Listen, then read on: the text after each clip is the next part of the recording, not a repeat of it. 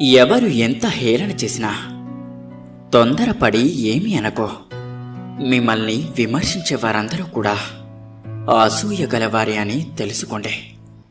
సాధించాలి అనే కోరిక మీ మనసులో ఉన్నంత వరకు మిమ్మల్ని ఎవ్వరూ ఆపలేరు.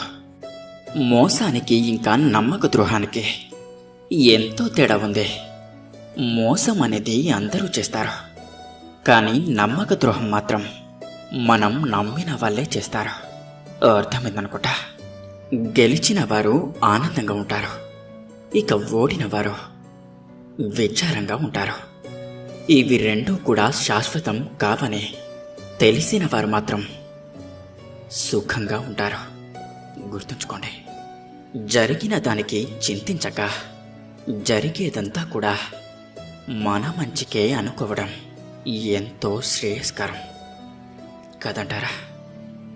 నాది నాది అని అనుకున్నది నిన్నటి రోజున అది వేరొకరిదే, నేడు నీదే, రేపు మరొకరిదే. ఏదీ కూడా శాశ్వతం కాదు. ఎక్కువగా దేనిపై కూడా ఆశపడకు, చివరికి నిరాశే మిగులుతుంది. గుర్తుంచుకోండి. మీరేం చేసినా కూడా ఎవరికి సమాధానం చెప్పాల్సిన అవసరమే లేదు. కానీ ఎందుకు చేస్తున్నారో, ఎవరి కోసం చేస్తున్నారో మీకు మీరే సమాధానం చెప్పుకోండి. లేదంటే మిమ్మల్ని మీరే కోల్పోతారు. అర్థమైందనుకుంటా. మీది కాని సమయంలో మీరు ఎంత ఓర్పుగా ఉంటే అంత మంచిదే. గుర్తుంచుకోండి. సమయం అనేది ఒక నది ప్రవాహం లాంటిదే. మనం ఒకే ప్రవాహంలోని నీటిని 2 సార్లు తాకలేము. అలాగే వెళ్ళిపోయిన సమయాన్ని కూడా మళ్ళీ చూడలేము.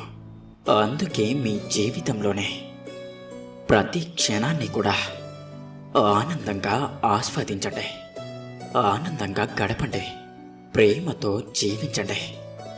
అప్పుడే మనసు ప్రశాంతంగా ఉంటుంది. మిమ్మల్ని మోసం చేసిన వారిని ఒక శత్రువులా చూడకండి, వారిని మీ గురువులా భావించండి.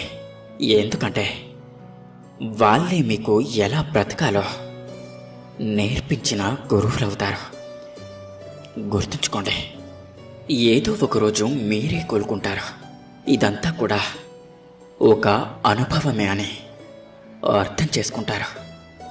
అప్పటి వరకు ధైర్యంగా ఉండండి, జాగ్రత్తగా కూడా. ఎంతమంది ఎంగిలితో తడిసినా కూడా మనం అపవిత్రంగా భావించనిదే ఒకే ఒక్క వస్తువు, డబ్బు మాత్రమే కదంటారా?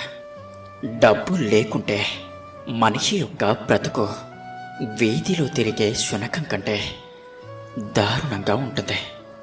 డబ్బు ఉన్నప్పుడు పొదుపు చేసుకోండి. ఎందుకంటే నీకు అవసరమైనప్పుడు అయినవాడు రాడు, పరాయివాడు రాడు. అయినవాడైనా పరాయివాడైనా నీ దగ్గరికి వచ్చేదే డబ్బు ఉన్నప్పుడే.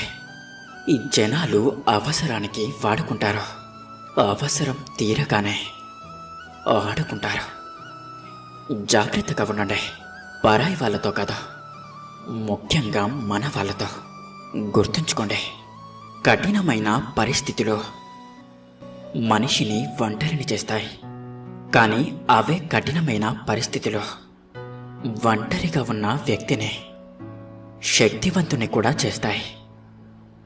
అర్థమైందనుకుంటా. మాటలతో మనుషులపై యుద్ధం చేసేవారు మౌనాన్ని ఆయుధంగా వాడేవాడితో ఎప్పటికీ పోరాడలేరు. పోరాడినా కూడా ఎప్పటికీ గెలవలేరు. గుర్తుంచుకోండి. కోపం కంటే మౌనం చాలా గొప్పది. కోపం నీ పతనానికి కారణమైతే మౌనం నీ విలువను రెట్టింపు చేస్తుంది. గుర్తుంచుకోండి. మనిషి యొక్క జీవితమే ఎంతో విచిత్రమైనది. ఇలా జన్మను పొందగానే అలా ఒక ముసుగును వేసుకుంటాడు. మనిషి జన్మించగానే తన బంధాలు ఆరంభమవుతాయి. అన్నదమ్ములు మరియు అక్క చెల్లెలలో సర్వశ్రేష్టంగా ఉండటం, ఇంకా ఒకరికన్నా ఒకరు ముందుండటం, ఆ తరువాత గురుకులానికి వెళ్తారు. అక్కడ అందరికన్నా ముందుండాలి, బాగుండాలి అని అనుకుంటూ ఉంటారు.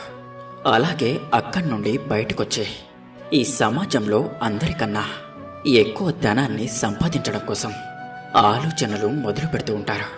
అది ఒకవేళ రణమైనా లేదా కలైనా ఈ ఆలోచన తన వెంటే ఎప్పుడూ ఉంటుంది.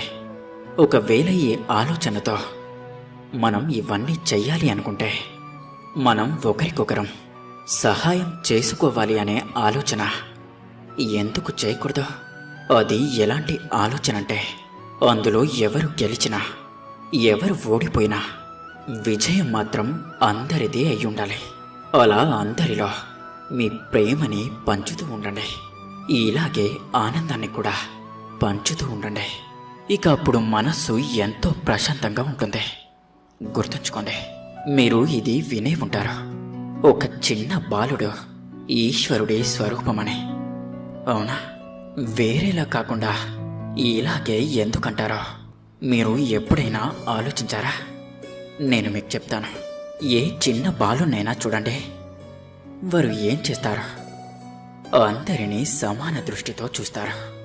వారి మనసులో అసూయ ఉండదు, కపటం ఉండదు, అహంకారం కూడా ఉండదు. ఏ విషయం గురించి చింత కూడా ఉండదు. అందరినీ సమాన దృష్టితో చూస్తారు. స్వయంగా తను సంతోషంగా ఉంటాడు. అన్ని రుగ్మతల నుండి విముక్తిని పొందుతాడు. ఈ అన్ని గుణాలు ఆ చిన్న బాలుడిలో ఉండటం వల్ల ఈశ్వరుడి యొక్క స్వరూపమవుతాడు. ఇప్పుడు ఆలోచించండి, ఒకవేళ ప్రతి ఒక్క మనిషిలో ఒక చిన్న పిల్లాడిలో ఉండే అన్ని గుణాలు తమ మనసులో మేల్కొల్పితే ఏమవుతుంది? తను కూడా ఈశ్వరుడే అవుతాడు. కాబట్టి మీరు కూడా అలాగే మారచ్చు. మనసులో రుగ్మతలను విముక్తిపరిచే ఆ చిన్న బాలుడిలా మనసులో ఎలాంటి చింత లేకుండా, మోహం లేకుండా, క్రోధం లేకుండా, ఏ విధమైన అసూయ కపటం లేకుండా అందరినీ సమాన దృష్టితో చూస్తూ స్వయంగా సంతోషంగా ఉండటం నేర్చుకుంటూ నాతో పాటు ప్రేమగా చెప్పండి, రాధా కృష్ణ. ఇన్ని మంచి సూక్తుల్లో మీకు ఏ సూక్తి నచ్చిందో కింద కామెంట్ చేయండి.